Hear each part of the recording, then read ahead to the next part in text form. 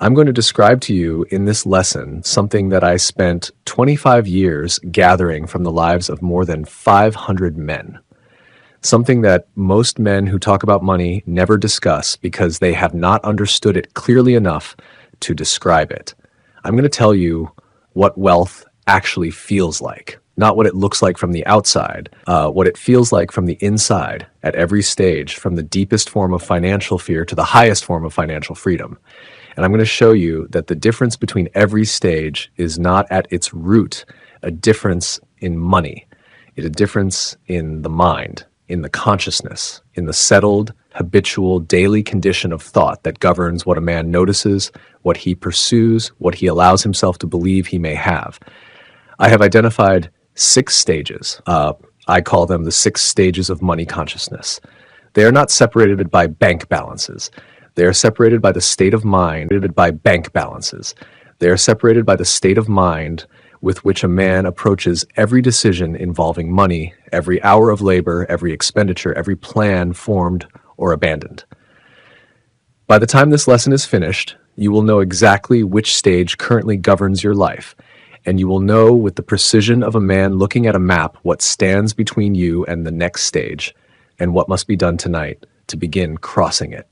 Let us begin at the beginning. Let us begin at the bottom. Part 1, the first stage. Poverty consciousness.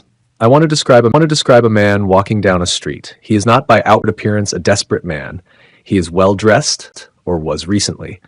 The clothes on his back are the clothes of a man who until not long ago received a salary, moved through the world with the gait of a man who had go and a reason for going there. But something is wrong. You can see it without being able to name it immediately. You might pass him on a city street and feel it before you have identified it. Some aggregate of small signals that assembles itself into an impression before conscious analysis has begun. The set of his shoulders, the pace of his walk slightly too slow without the purposeful drive of a man moving toward an appointment.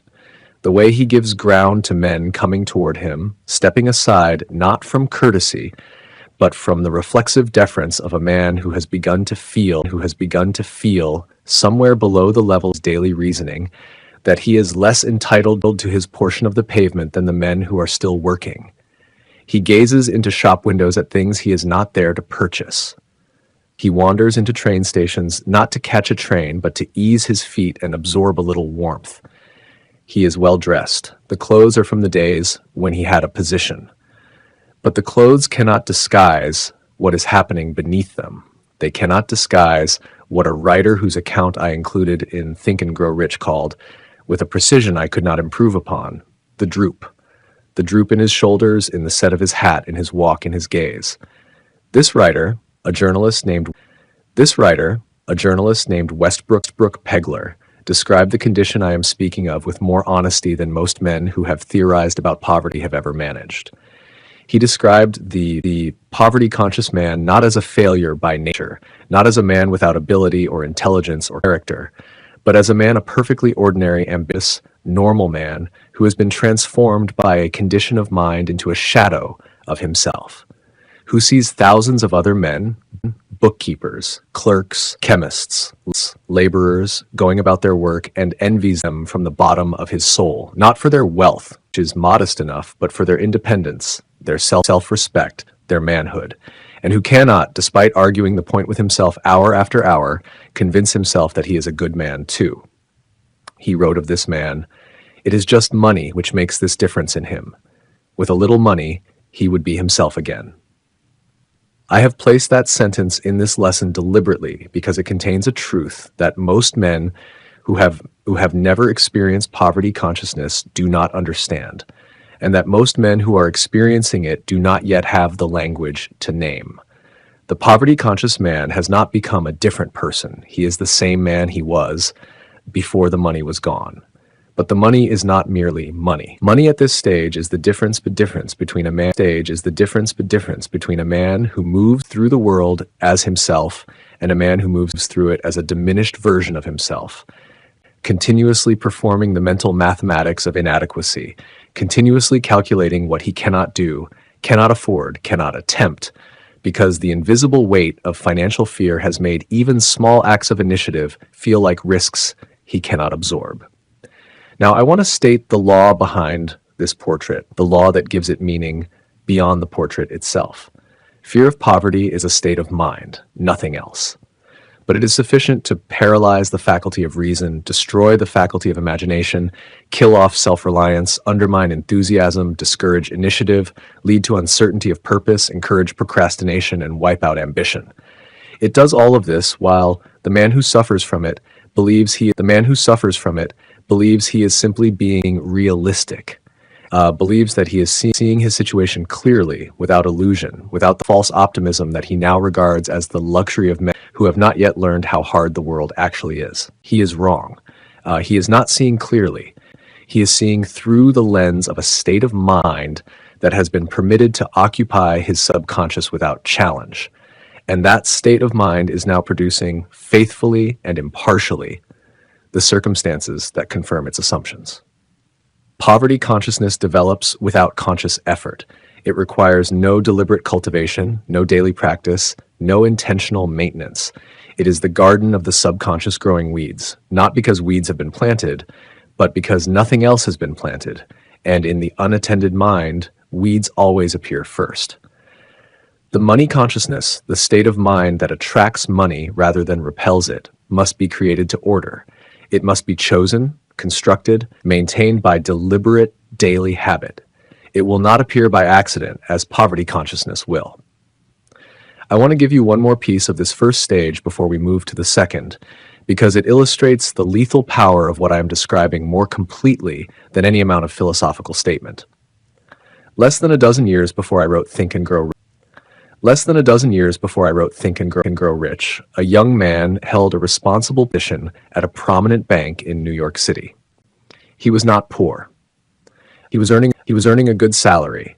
He was trusted by his employers and regarded by his community as a man with prospects. He began to spend beyond his income. Debts accumulated. The worry of those debts began to show in his work. He was dismissed. He found another position at less money, but the creditors followed him. He was dismissed again. For 2 months, he searched without finding work. One cold night, he went to the top of a building and stepped off. Debt had claimed another victim. Not poverty in the ordinary sense, not hunger, not homelessness. The state of mind produced by the fear of poverty, a state of mind so powerful that millions of men who faced the frontline trenches of a world without flinching, knowing death might come at any moment, could not face it without their reason being paralyzed, their capacity for action dismantled, their will to continue dissolved.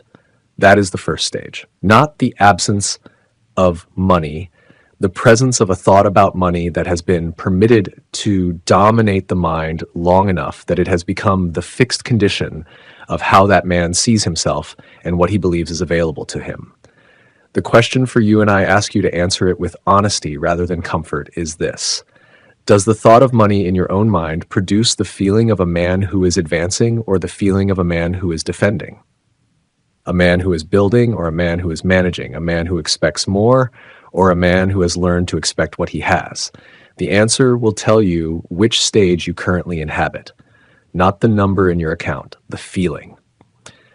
Part 2, the second stage, debt consciousness. I want to tell you about a man who earns $1,000 a month. His house is adequate. His children are clothed. His wife participates in the social activities of their neighborhood, and her participation requires a standard that her husband's income, if carefully managed, could sustain, but which her actual expenditures exceed by $8,000 a year. Every month in that household is a war, not an open war. These things are rarely fought openly. A quiet war fought in the private arithmetic of a man who is adding what comes in and subtracting what is owed, and arriving month after month at a number that makes the next month smaller than the one before it. He cannot make his best decisions. He cannot hold a firm position in any negotiation, because every negotiation takes place against the background of a man who needs what is being offered more than the other party needs to offer it. His employer knows this in some unspoken way. His clients know it. The men across the table from him in every commercial transaction know it, even if none of them have named it.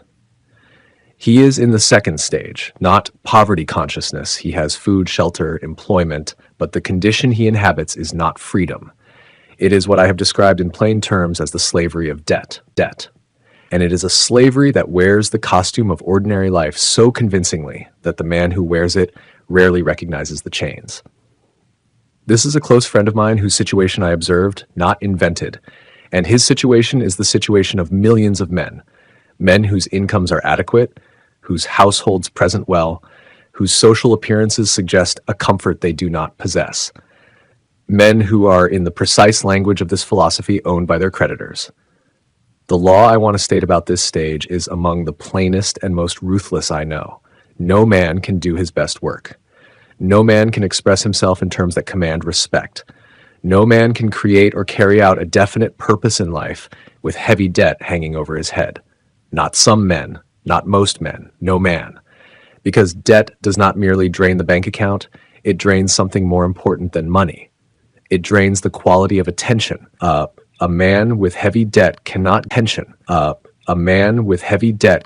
give his full mind to any problem that requires the full mind, because part of his mind always, continuously, without rest, is occupied by the arithmetic of what is owed and when it is due and what will happen if it is not paid. This portion of his mind is not available for vision, for planning, for the creative imagination that produces new opportunities. It has been mortgaged in advance. There is a passage in my examination of this stage that I find most instructive. Debt, I wrote, resembles quicksand. It has a tendency to draw its victim deeper and deeper into the mire. The man who steps into quicksand does not sink because he is weak. He sinks because the nature of quicksand is to envelop whatever enters it and draw it down.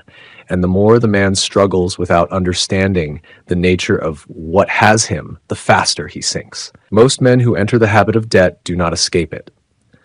Not because they lack the intelligence or the will, but because the habit, once established, has an internal momentum that most ordinary resolutions cannot overcome, because the resolutions are not accompanied by the knowledge of the mechanism by which it operates, and therefore cannot address that mechanism. I want to show you this mechanism at the most ordinary and human level I know. I want to show you a young man. He is 21 years old. He works as a chauffeur for a prominent New York banker. His income is $20 a week, a modest but workable sum for a young man without dependence. His employer, who understood money in the way that men who have accumulated great amounts of it tend to understand it, persuaded this young man to keep a precise account of every cent he spent in the course of a single week. The results were placed on paper, and they told a story that I have never forgotten.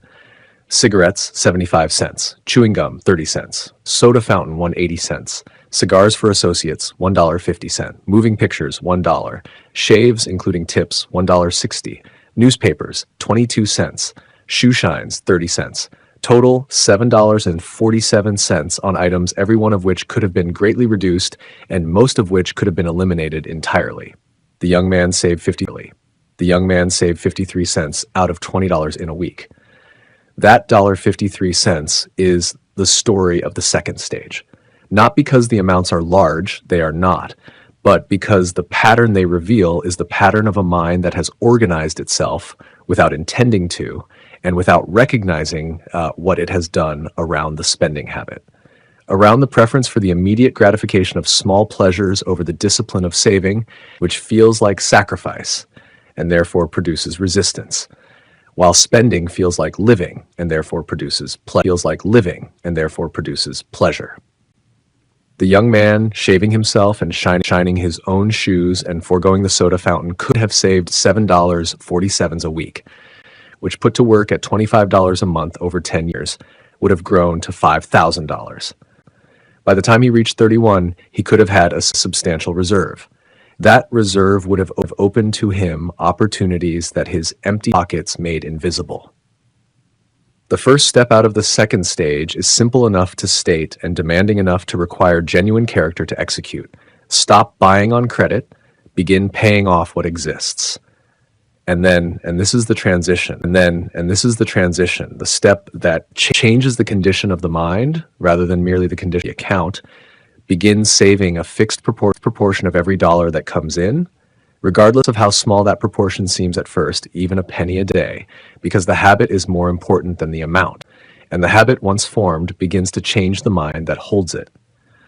The spending habit is replaced, not discontinued, because discontinuing a habit without replacing it leaves a vacancy that the old habit will return to claim it is replaced by the saving habit. And the saving habit, over time, is the first genuine movement toward the third stage. Part 3, the third stage, survival consciousness. I want to describe a man who has accomplished something real. He has emerged from debt. His income covers his expenses. He sleeps soundly without the arithmetic of overdue accounts running through his mind in the small hours. He eats what he wishes. He clothes himself adequately.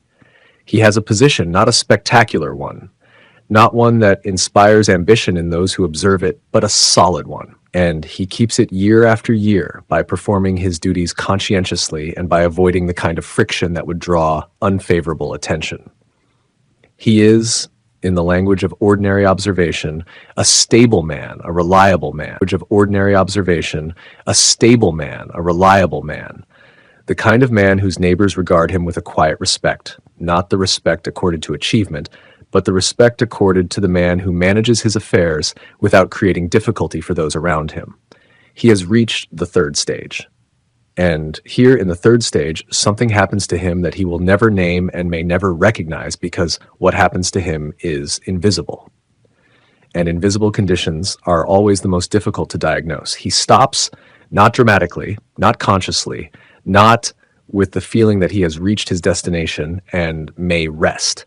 He stops the way that rivers stop when they reach the level ground, not ceasing to flow, but losing the gradient that gave them velocity, spreading out into slow, wide, shallow courses that move without urgency toward no particular destination.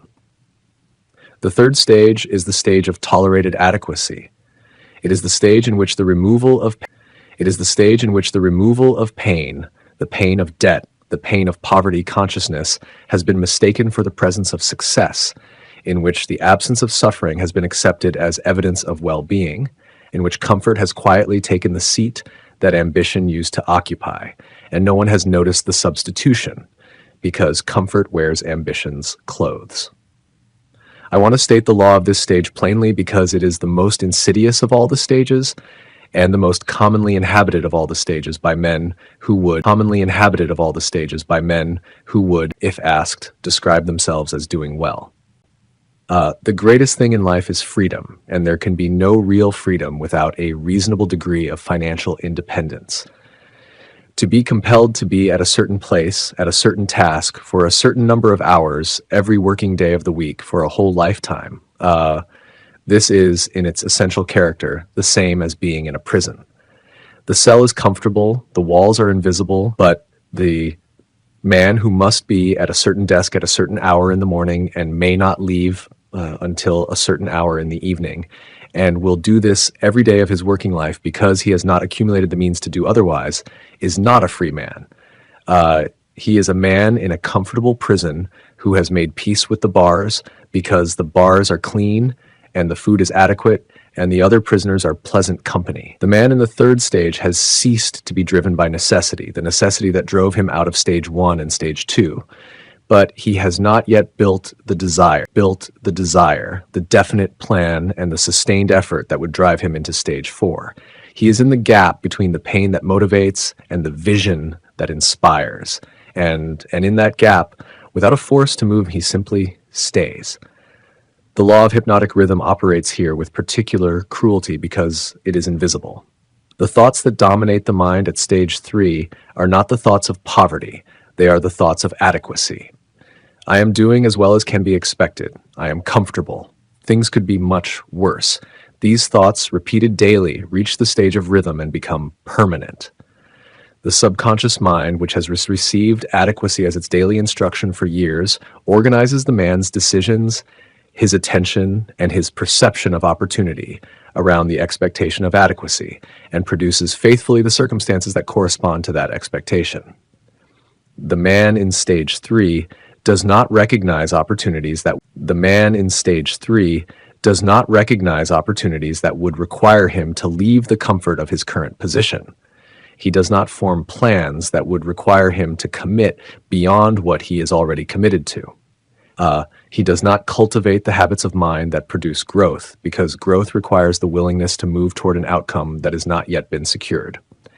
And the man in stage 3 has organized his inner life around the avoidance of precisely that kind of insecurity. There is one symptom of this stage that I identified in my examination of the causes of failure, and that I described as having but little ready. I called it self-satisfaction. Not the healthy satisfaction of a man who has met his obligations and may take genuine pleasure in having done so. The pathological self-satisfaction of a man who has accepted his current position as adequate and therefore has no internal pressure to exceed it. For such a man, there is not much to be done, because the very quality that would permit him to recognize his condition and address it is the quality his condition has consumed. But the man who hears this description and recognizes himself, the man who feels in some honest moment the slight discomfort of recognition that man is not yet fully in the grip of stage 3. I am Edison's business associate. I stand here not as a man of chance, but as someone carrying out the temporary duties of a future that had already been set in motion. When the opportunity finally appeared after 5 years of preparation, only one man in that organization was truly ready to seize it, because only one man had spent those 5 years becoming the person capable of receiving it. That man was Edwin C. Barnes. His partnership with Thomas Edison was real. The fortune that followed was real, and neither would have belonged to a man driven only by hope or vague desire. They became available because Barnes had developed something far more powerful: a fixed inner certainty, a mind so aligned with its objective that success had already become inevitable in principle before it became visible in reality. Now, beneath this story, fortunes tend to move toward minds prepared to receive them, as rivers move toward the sea. A mind deeply occupied by a clear desire, not a wish, but a defined goal reinforced by emotion, planning, and persistent action, begins to function like a magnet, not through mystery, but through practical mental organization. Such a mind recognizes opportunities others overlook, builds plans others never imagine, and naturally attracts cooperation from people whose ambitions align with its direction. Only those who develop true financial awareness consistently create substantial wealth. Money consciousness is the condition in which a person becomes so mentally committed to a financial objective that possession of it no longer feels hypothetical. It becomes an internal assumption, the foundation beneath decisions, habits, and action. Let me share the 6 principles through which this mindset is developed, not as abstract ideas, but as a practical system. These principles were emphasized by Andrew Carnegie, confirmed by Thomas Edison, and reflected repeatedly in the lives of hundreds of successful individuals studied over decades. First, decide the exact amount of money you want, not more money, not financial freedom, a precise number. The mind works. Second, determine what value you will provide in exchange. Wealth follows contribution. The reward must have a corresponding price. Third, establish a definite date for achieving it. A deadline transforms intention into urgency and urgency into movement. Fourth, create a plan and begin immediately. Even if the plan is imperfect, progress reveals what preparation alone never can. Fifth, write a clear statement describing the amount, the date, what you will contribute, and the actions you will take. Sixth, read that statement aloud every morning and every night. As you do, imagine yourself already operating from that reality, not as standard. These steps are not mystical. They are a process for directing attention, organizing behavior, and aligning action toward a chosen result. And now let me describe what the 5th stage actually feels like. It is not the absence of challenge. Barnes faced setbacks throughout his journey. It is not blind confidence. It is the quiet assumption that success remains the destination, and obstacles merely reveal better routes. At this stage, temporary defeats stop being interpreted as conclusions. They become information. Each setback refines the plan. Each delay strengthens the approach. The fifth stage begins when a person stops negotiating with life for fragments and starts building deliberately toward what they have already decided to create. He has some fire left, and that fire, properly understood and properly directed, is exactly what the fourth stage requires. Part 4. The fourth stage savings consciousness. I want to tell you about two young men who shared a room. One was an inventor, genuinely gifted, the kind of mind that looks at the ordinary objects of daily life and perceives in them arrangements that no one else has perceived, that sees the gap between what exists and what could exist and then builds the bridge. He had developed a practical household article that addressed a real need in a real market. He had applied imagination and effort and genuine ingenuity, and the result was a thing of commercial value. He could not bring it to market, not because the idea was insufficient, not because he lacked the will to pursue it, because he had no money. He had not formed the habit of saving. And because he had not formed that habit, he could not demonstrate to any banker the discipline that banks require before they extend credit. He was a man of genuine ability, standing in front of a door his own financial habits had locked. His roommate was a machinist, less obviously remarkable, a tradesman, a craftsman, a man whose work was competent and whose daily life was orderly. He had saved $200, not because $200 was a remarkable sum, but because he had formed the habit of saving before he formed the habit of spending. And the habit had been accumulating dollar by week until $200 sat in his account, representing something far more significant than its face value. The machinist gave the inventor the $200. They manufactured the first supply of the article. They went out and sold it house to house. They came back, reinvested, manufactured more. They kept on. 6 years later, the machinist sold his half interest in the business for $250,000. He never would have handled that much money in his entire life had he not formed the habit of saving, that quiet, unglamorous daily habit that the spending-conscious world regards as a mark of timidity rather than a mark of character. The real start of nearly all fortunes, whether great or small, is the formation of the habit of saving money. I have stated this in every form I know how to state it, because it is one of the plainest and most consistently ignored truths in the entire study of how men accumulate wealth. The men who surround every successful enterprise, who observe its results, and speak admiringly of the vision and the courage and the genius of its founders, almost never take the trouble to trace those results back to their actual origins. Those origins are almost always the same. Someone, somewhere in the history of the enterprise, saved a small amount of money before it was required, and that small amount made the difference between a plan that could be executed and a plan that could not. J.P. Morgan, who loaned money in quantities that would have staggered the imagination of most men, once said he would rather loan $1 million to a man of sound character who had formed the habit of saving than $1,000 to a man without character who was a spendthrift. Not because $1 million and $1,000 are comparable sums, but because the savings habit is not merely a financial practice, it is a demonstration of character. It proves to the world and to the subconscious alike that the man who has it possesses self-control, the capacity for deferred gratification, the willingness to subordinate the present to the future.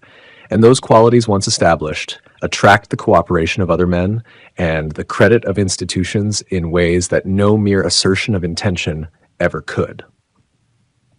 Let me describe now what happens in a man's mind when he crosses from the third stage to the fourth, because the crossing is not primarily a financial event.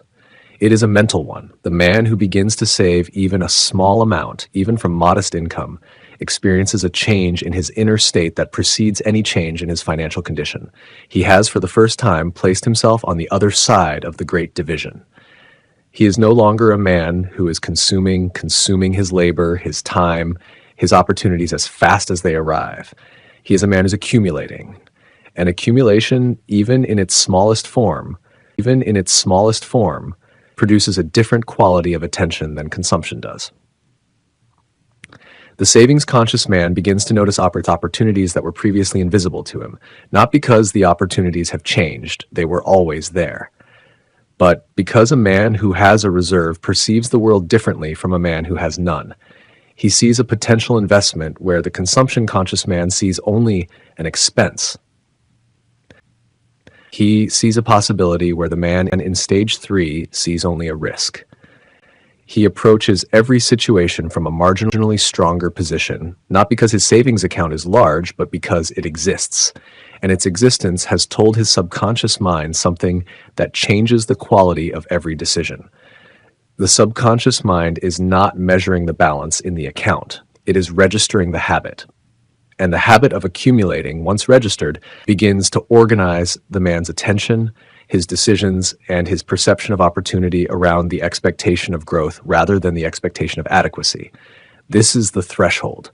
This is the first stage that genuinely builds, and it is available not to men of large income, not to men of extraordinary discipline, not to men who have been born into favorable circumstances, but to any man who will take the simple, demanding, unglamorous step of deciding today that a portion of whatever comes in will be set aside before any claim is made against it and held there without negotiation.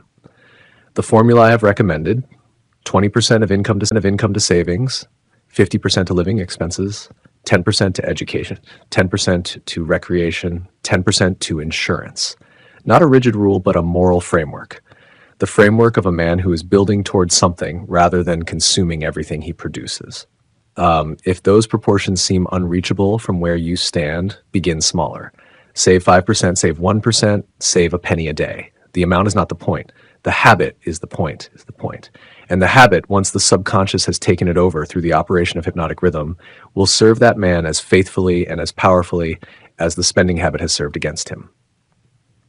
Part 5, the 5th stage, abundance consciousness. I want to tell you about a man who arrived at a famous man's door with nothing. Not almost nothing, nothing. No money, no formal education to recommend him, no letter of introduction from any person of consequence, no family connection that might ease the way. He had arrived in that city by freight train because he lacked the fare for the ordinary passage. He had come to present himself to the greatest inventor of his age and to announce, not request, not hope, but announce that he intended to go into business with him. This is not the story of a man who was reckless. This is the story of a man who had arrived at the 5th stage of money consciousness and whose arrival at that stage had preceded by years any evidence that the world was prepared to confirm it. He did not say to himself, "I would like to become Mr. Edison's partner if the opportunity presents itself." He said, "I will be his partner." He did not leave himself any line of retreat. He did not keep one eye on alternative possibilities. He committed the entire force of his mind for as long as it took to the single outcome he had decided upon, and he regarded that outcome in the secrecy of his own consciousness as already arranged, as a settled fact, as the description of what was going to happen, and waiting only on the time required for the world with what he had already decided. 5 years passed.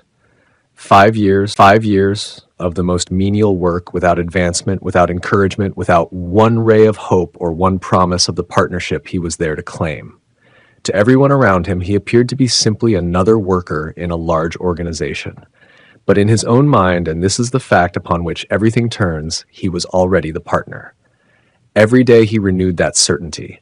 Every day he fed his subconscious mind the same. It is the stage at which the subconscious mind, which has been fed the instruction of abundance long enough that it now operates from abundance as its default assumption, begins to attract to him the people, the circumstances, the ideas, and the opportunities that correspond to what it has been told to expect. Money, at this stage, flows differently than it flows at the earlier stages. At the earlier stages, money is always scarce, always being managed, allocated, defended, worried about. At the 5th stage, money begins to flow toward the man who has reached it with something resembling the ease with which water flows downhill. Not because ceased, but because the effort is no longer directed against the existence of a consciousness organized around scarcity. The consciousness is now organized around abundance, and abundance, like poverty, tends to attract more of its own. Part 6, the 6th stage, true riches. I want to tell you about what a man discovers when he has climbed through all 5 stages and arrived at last at the great accumulation he spent years building. He is not in this moment the man he expected to be when he began. Worse, different. Changed by the climbing in ways he did not anticipate when the summit was the only thing he could see clearly. Changed by the relationships formed in the effort of building. Changed by the character developed in the long discipline of persistence, of meeting obligation, of keeping promises to himself when no external authority would have known if he had broken them. He sits in the quiet of what his effort has produced and understands something that the money itself could not have taught him. The money was never the destination. The money was the proof, the objective measurement of a process that produced something more valuable than itself. The process produced a man. Now, let me state the final law of this lesson, the law that gives every preceding law its proper proportion and its proper place. Riches cannot always be measured in money. The word riches, as I have used it throughout everything I've written, means something broader than any. It means financial estates, yes, but it means equally spiritual estates, mental estates, and material estates. Money and material things are essential for freedom of body and mind. I have never denied this, and any man who has passed through the first stage knows it in his bones. But there are those for whom the greatest of all riches can be evaluated only in terms that no banker has a system to measure. Lasting friendships, harmonious family relationships, sympathy and understanding between those who work together toward a common purpose. Introspective harmony. The quiet, settled peace of a man who knows himself, who has met his obligations, who stands at peace with his own conscience, measurable only in spiritual values.